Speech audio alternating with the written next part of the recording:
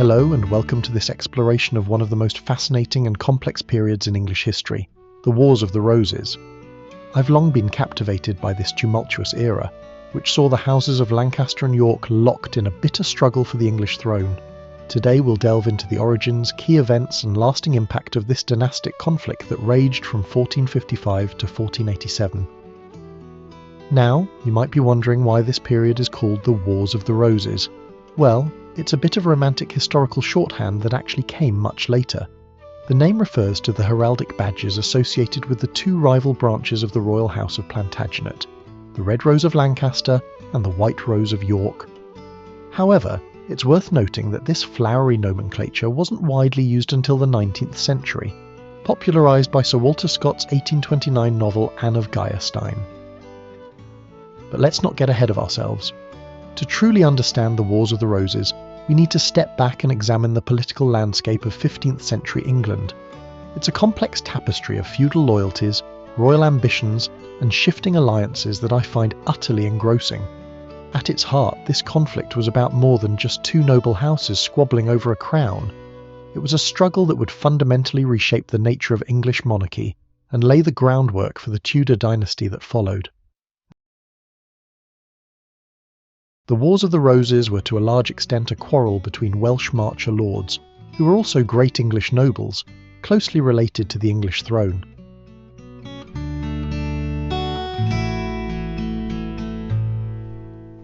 To understand how England descended into civil war, we need to look at the reign of Edward III, who ruled from 1327 to 1377. Edward had 5 sons who survived to adulthood, and it's from this abundance of royal heirs that our troubles begin. You see, medieval succession wasn't always as straightforward as simply handing the crown to the eldest son. Edward's firstborn, Edward of Woodstock, better known as the Black Prince, died before his father, leaving his young son Richard as heir to the throne. When Edward III died, this boy became King Richard II at the tender age of 10. Now, having a child king is rarely a recipe for political stability, and Richard's reign was no exception. He faced challenges from his uncles, particularly John of Gaunt, Duke of Lancaster, and Thomas of Woodstock, Duke of Gloucester. These men, along with other nobles, sought to control the young king and exert their own influence over the realm. Richard's reign was marked by political turmoil and his own increasingly autocratic rule. In 1399 he was deposed by his cousin, Henry Bolingbroke, son of John of Gaunt. Bolingbroke took the throne as Henry IV, establishing the House of Lancaster as the ruling dynasty. This usurpation, while solving some immediate problems, created a dangerous precedent. It suggested that royal power could be seized by force, a notion that would have far-reaching consequences in the decades to come. The Lancastrian dynasty was in essence a usurping dynasty, and that made its hold on the throne very insecure.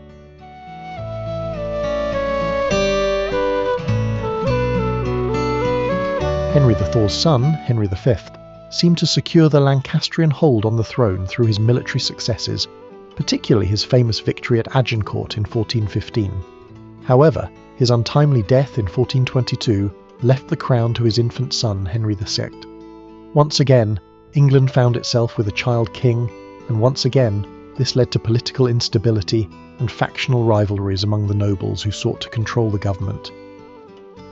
As Henry VI grew older, it became clear that he lacked the forceful personality and political acumen of his father. He was a pious and gentle man, more suited to a monastery than a throne. His weakness allowed overmighty subjects, particularly Richard, Duke of York, to gain increasing influence. York was descended from Edward III through both his second and fourth sons, giving him a strong claim to the throne in his own right. The situation was further complicated by Henry VI's marriage to Margaret of Anjou, a strong-willed woman who effectively ruled in her husband's name, especially after Henry suffered bouts of mental illness from 1453 onwards. Margaret was deeply distrustful of York and his ambitions, seeing him as a threat to her son's inheritance. This personal animosity between the Queen and the Duke of York would prove to be one of the sparks that ignited the wars to come. The Wars of the Roses were not a coherent series of conflicts, but rather a series of interludes of peace, interrupted by outbreaks of violence.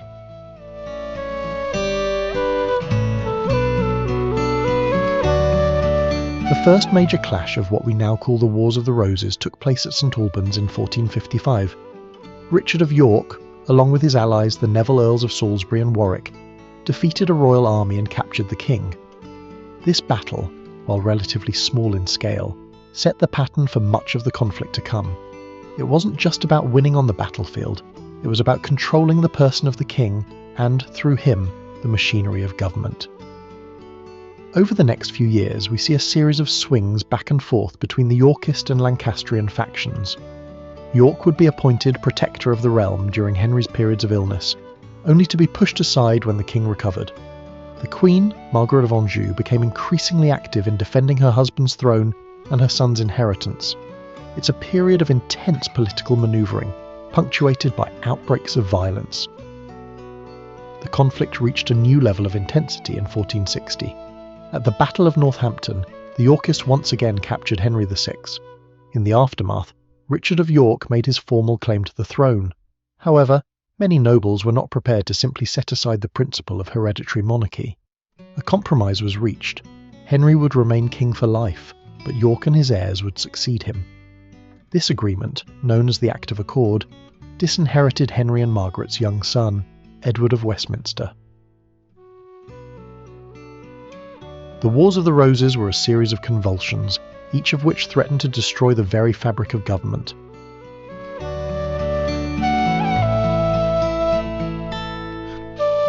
The Act of Accord proved to be short-lived. Margaret of Anjou, unwilling to see her son disinherited, raised an army in the north. At the Battle of Wakefield in December 1460, the Lancastrians achieved a decisive victory. Richard of York was killed, and his head, mockingly adorned with a paper crown, was displayed on the walls of York.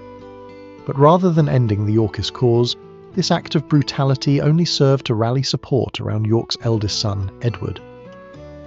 Edward proved to be a far more formidable leader than his father. In a series of battles in early 1461, he decisively defeated the Lancastrians. The Battle of Towton, fought on Palm Sunday in a snowstorm, was particularly bloody. By some estimates, as many as 28,000 men died that day, making it possibly the single bloodiest battle ever fought on English soil. In the aftermath, Edward was crowned as Edward IV, the first Yorkist king. Edward's early reign was supported by the powerful Neville family, particularly Richard Neville, Earl of Warwick, known to history as the Kingmaker. However, this alliance began to fracture, largely due to Edward's marriage to Elizabeth Woodville, a match of which Warwick strongly disapproved. The king's favouritism towards his wife's family alienated many of his supporters, including Warwick and Edward's own brother, George, Duke of Clarence. The Wars of the Roses were not just about Lancaster versus York, but about the balance of power between the monarchy and the nobility.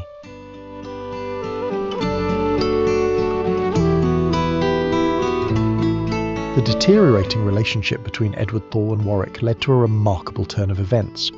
Warwick, along with Clarence, fled to France where they allied with their former enemy, Margaret of Anjou. With French support, they invaded England in 1470 and briefly restored Henry VI to the throne in what became known as the Readeption. It was a stunning reversal of fortune, but one that would prove short-lived. Edward IV, who had fled to Burgundy, returned to England in 1471 with Burgundian support. In a whirlwind campaign, he defeated Warwick at the Battle of Barnet and then Margaret's forces at Tewkesbury. Warwick was killed at Barnet, while Margaret's son, Edward of Westminster, died at Tewkesbury, the only heir apparent to the English throne to die in battle. Shortly after, Henry VI died in the Tower of London, almost certainly murdered on Edward's orders. With these victories, Edward V secured his throne more firmly than ever before. The next decade saw relative peace and stability in England, as Edward ruled without serious challenge. However, his unexpected death in 1483 would plunge the country back into turmoil. His brother Richard, Duke of Gloucester, seized power from Edward's young son, Edward V, and had himself crowned as Richard III. This usurpation alienated many Yorkist supporters and set the stage for the final act of the Wars of the Roses. The Wars of the Roses destroyed the old nobility of England, allowing the Tudors to create a new aristocracy and a stronger monarchy.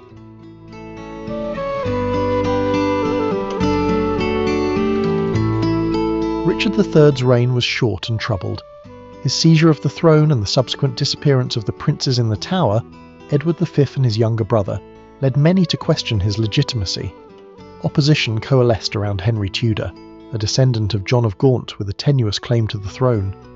In 1485, Henry invaded England and defeated Richard at the Battle of Bosworth Field, where Richard became the last English king to die in battle.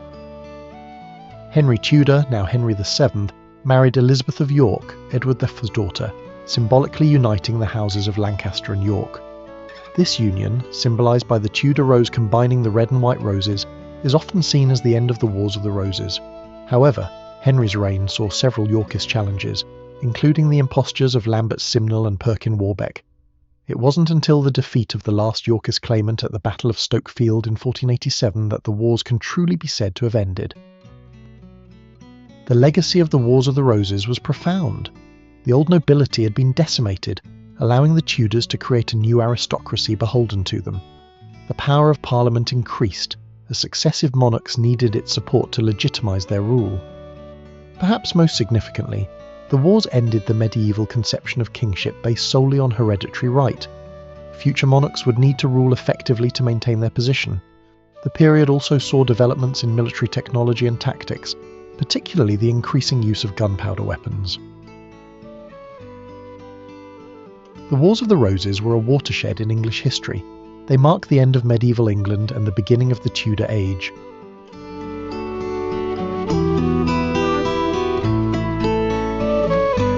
As we conclude our exploration of the Wars of the Roses, it's worth reflecting on the broader significance of this tumultuous period. These wars were more than just a series of battles between rival noble houses. They represented a fundamental shift in the nature of English kingship and governance.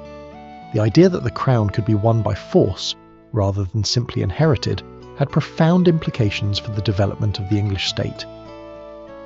It's also important to note that while the wars had a significant impact on the nobility and political elites, their effect on the general population was less direct. Life for most people continued much as it had before, with local concerns taking precedence over the high politics of the royal court. This isn't to say that the common people were unaffected. The disruption to trade and the occasional passage of armies certainly had an impact, but it wasn't the all-encompassing conflict that later Romanticism sometimes portrayed it as. The Wars of the Roses have left an indelible mark on English culture and imagination. From Shakespeare's history plays to modern novels and television series, this period continues to fascinate us. Perhaps it's the drama of the personal rivalries, the sudden reversals of fortune, or the broader themes of power and legitimacy that make it so compelling.